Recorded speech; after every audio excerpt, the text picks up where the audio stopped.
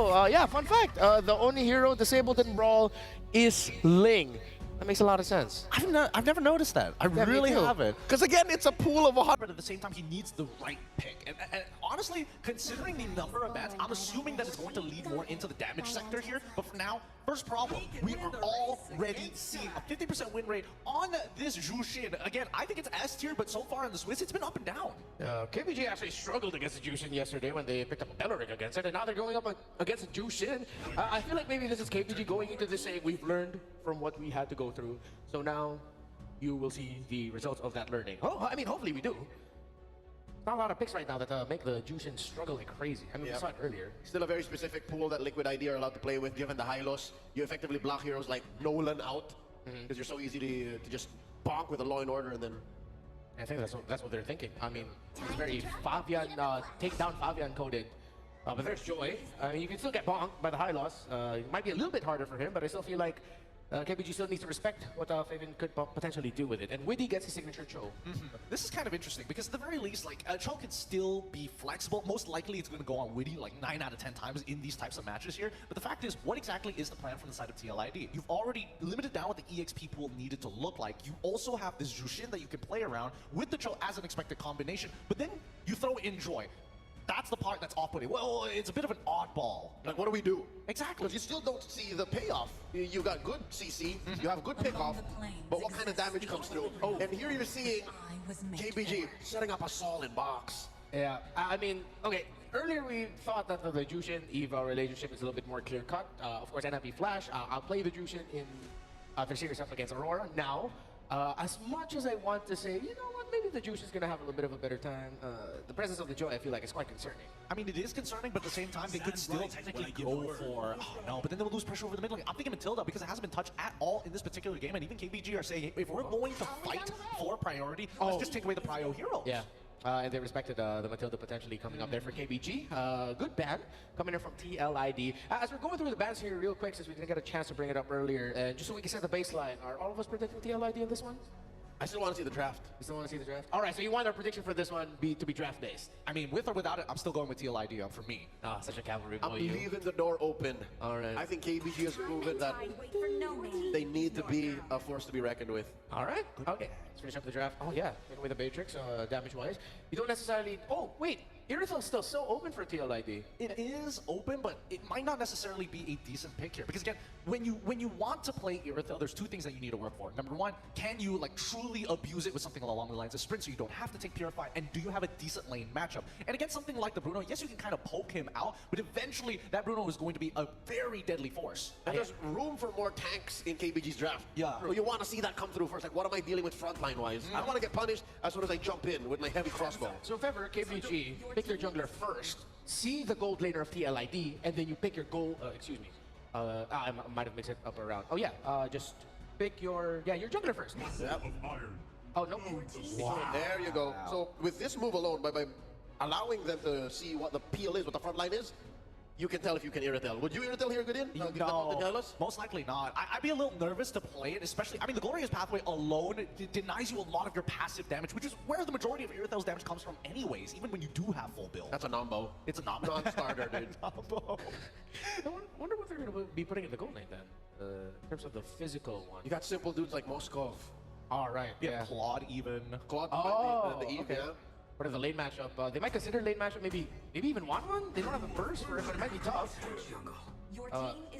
Excuse me. Yes, of course, Breakout hero. Still not used to him being available for us. I agree. And being in the gold lane. And being in the gold lane too. This is a really interesting composition, right? Because yes, they do have pickoffs, but you have really easy ways to not only open up the map, but set up for like incredible fights. Like, you are not running away from Granger plus Zhu Xin.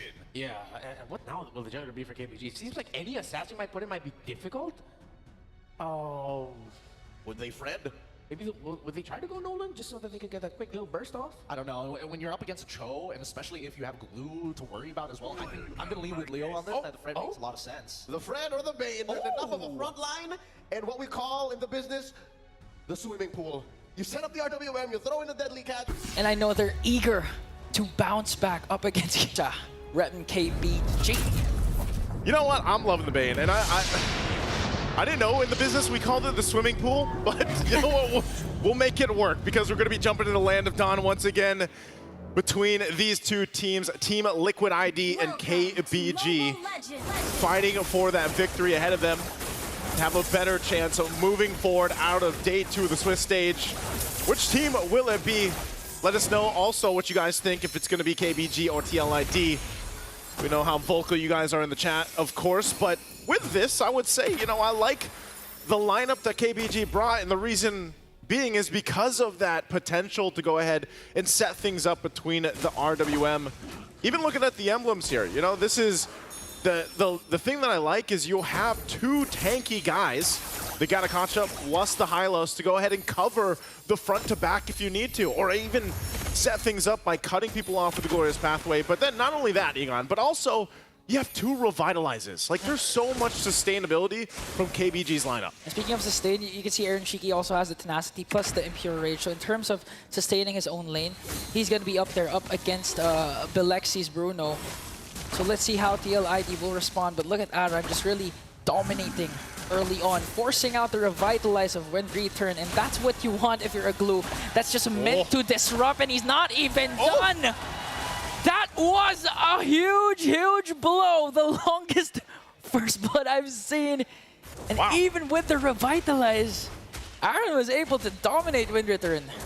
Oh yeah, I'm surprised, you know, even with the revitalize, that there was that much pressure, and this is no, you know, action-packed lane. It's a glue and a Hylos. It's supposed to be a dead lane, but there was the first blood, and now they're going right after Tracy. Popping again the revitalize, now the electrifying beats, but there's the deadly catch coming in from Saksha. One more hit for Tracy.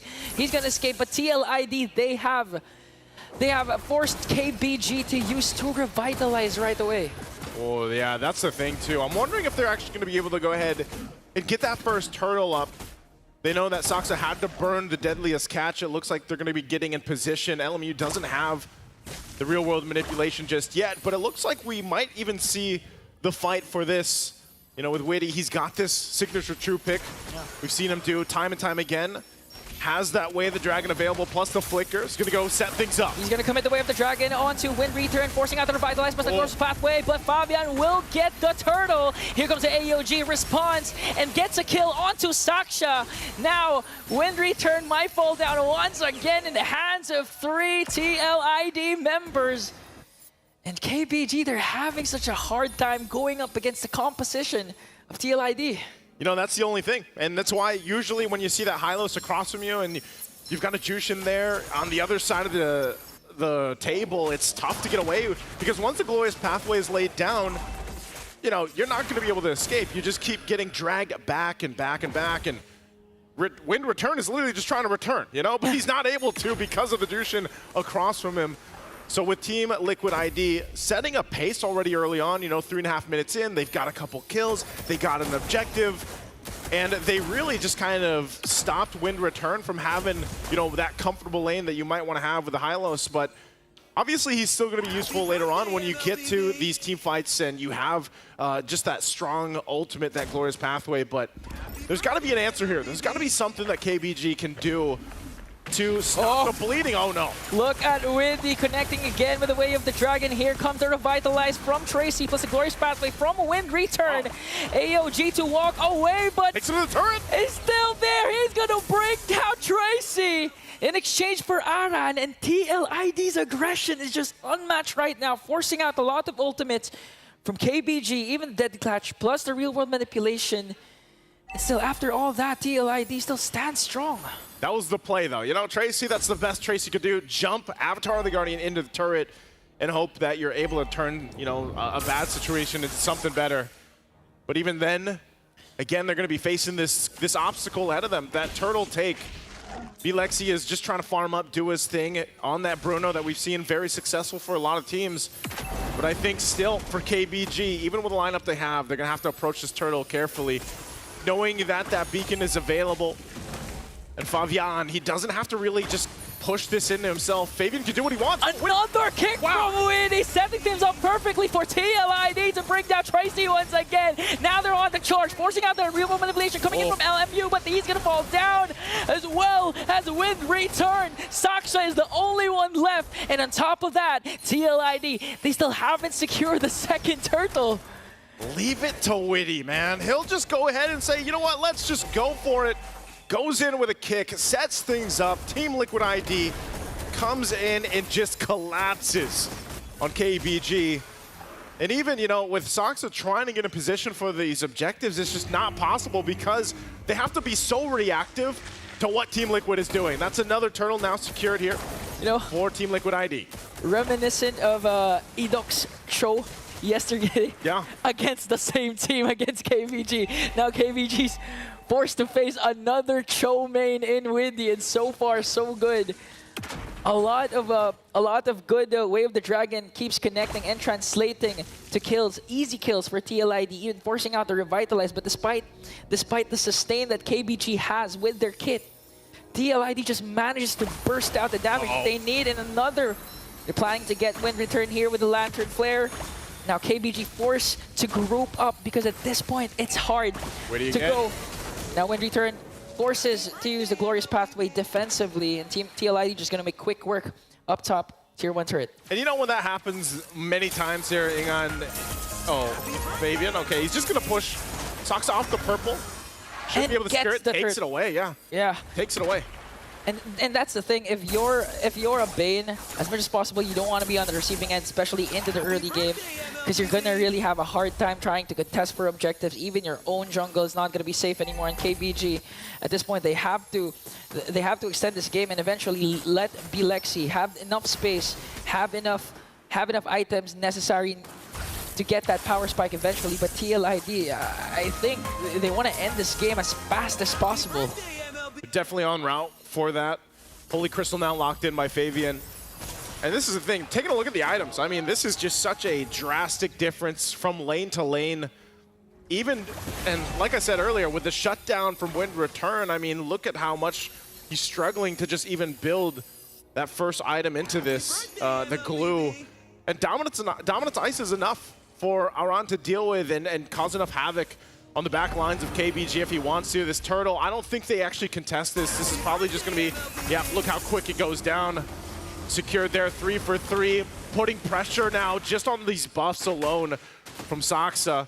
Split by split going to be used, but ultimately that's the thing. Team Liquid ID, look at this. Oh, they're going to commit the split. AOG again used defensively by Tracy as TLID will work on the top lane turret. 4 members of KBG working on the middle lane just to try and secure it as Aaron Shiki gets another tower. All right, we got to start thinking here, on like what is KBG able to do in this game? That shield up top already popping. And you know, you're still a minute and a half away from this lore to come up.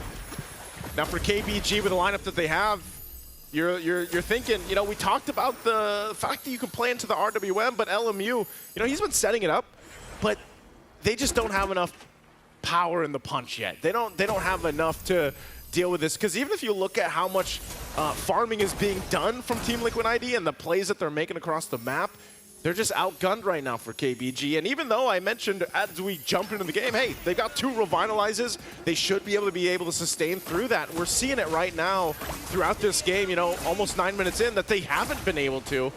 And they just have to watch these turrets get taken down. I think part of it is they have a little PTSD from Witty. You know, this Cho so far, even if he doesn't go for a kick, just the fact that he's like G-Condoing in front of them, like they don't even want to move close enough for the mere fact that he could flicker and set things up with that Way of the Dragon. You know, the PTSD does not come from Witty, although it came from Edok yesterday.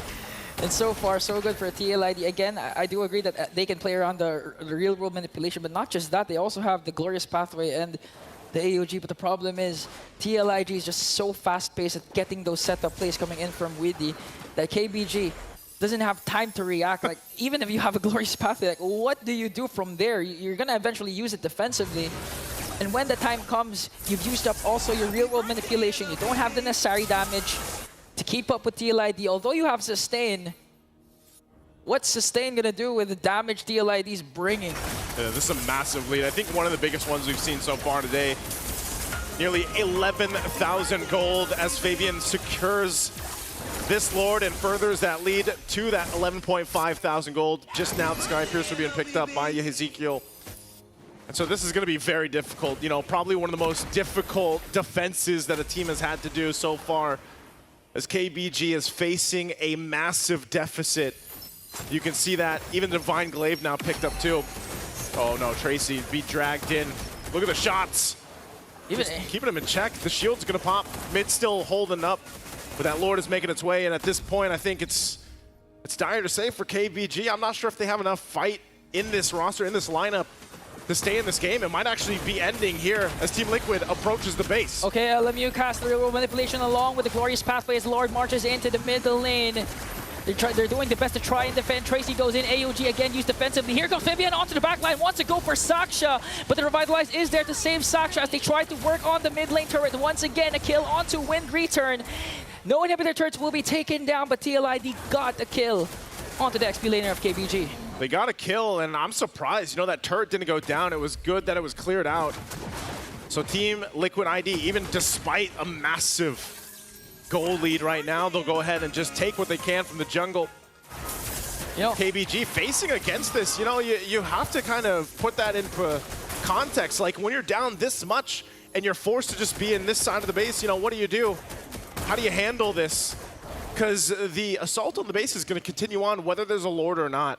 And they can still actually try to set things up. But if KBG is left to their whims of, all right, we just got to farm what's being approached to the base, you know, how much time do you actually need? Look at because so far this is the most that we've seen of Bruno not being able to provide any damage, provide any effect in some of these team fights, you know, because of the mere fact that they just don't have the space to work with. yeah, at this point, KBG is just really hoping for an overextension play from TLID, from Widdy or from Aran, get a huge pick-off, then use the numbers game to their advantage. And that's all KBG has to really do, just hold on, go with the base defense, eventually let Bilexi have the power spike that he needs to take down TLID. But at this point, TLID is playing everything to perfection. They're not overextending. KBG only has 2 kills. And on top of that, you know, there's a 13.5k gold lead, so TLID can't afford to make mistakes no matter what. Oh, if they do, I don't know. I know Oh! Okay, hold on, never mind. I guess, you know, at that point, you don't want something like that to happen, because I was going to say, if you want to try to make a play with Team Liquid ID staying so front forward, even with Ezekiel, then maybe, you know, maybe you get a bunch of gold in your pocket. Maybe you slowly start to turn things around. But KBG's stuck in their base, man. Like, that's the situation. They're stuck in their base. They don't really have anywhere that they can go around with. And they're just stuck there because the gatekeepers right now are 3 members of Team Liquid ID. You know, while they just hold down that side, this next Lord is secured. It's going to be punching in at the base once more. And this time, you know, this one's going to be charging in and getting these base turrets down. While the rest of Team Liquid ID, it's just like they're, you know, approaching the siege of the castle right now, and KBG is struggling to really find a window of opportunity for themselves. They might have to clear these waves the best they can, but looking at the items before they actually do that, you can see how lack in damage they have. We'll see if they're able to clear things out. There's the punch-in. Widdy goes in with a conceal. Jitto connects onto 2. Double revitalize from KBG, but the sustain is not going to be enough. LMU is going to fall down alongside Tracy. They still have the Lord. TLID on the verge of going back to the right path as they take down KBG. A massive, massive gold lead will be a dominating win for Team Liquid ID here. Probably the biggest we've seen so far, and a very tough game for KBG. They'll have to go back to the drawing board as well, because Team Liquid ID, the adjustment they made, the draft they brought, really no weak points in it. You know, from start to finish, they played the tune right, they played the roster and the composition exactly to the T and exactly what it needed to be. And although the game plan there from KBG's lineup was clear, you know, fight around the real world manipulation, make that work, unfortunately they couldn't. They couldn't execute it the way they were looking to. They didn't even get a chance really to fight into objectives, and that's what that lineup should have been able to do. So unfortunately for KBG, they'll have to figure out what works for them moving forward. But our panelists, let's see what they have to say about this one. It was a tough game for KBG. Season 14. I could be quite wrong here, but it's actually 3-0 now. Eve needed to play good peel for Saksha, make sure that nobody got close enough to Bilexi. And Tracy had to carry all of that weight. They had to share that responsibility because of how early on Aran buried that Hylos. Personally, for me, I would have preferred if that we saw this Hylos go into the roam position rather than get thrown into the EXP. Because yes, okay, sure, the glue gets to walk away at the very least, but Tracy can actually keep up because that, you know, the GOA basically covers half of the map once it is maxed out. And even at its second upgrade, pretty much 1/3 of the map is good enough to be able to join into these fights. So again, that glorious pathway holds so much weight because what does it do? It slows down your opponents. It doesn't allow Yehezkiel to kite as efficiently. Aaron Shiki won't be able to land as many Death Sonata, well, sorry, not Death Sonatas, the Rondos into the Rhapsodies. And finally, Fabian won't get as much access to the backline. Yeah, and I think we also go back to one of the things now that Keybest Gaming need to respect more. It's that Jushin first pick. They gave up 2 Jushin first picks 2 days in a row now, and it came back to haunt them. I have to correct myself with the stat that I mentioned. He got to play a lot in MPL Indonesia Season 14, the Cho for Widdy.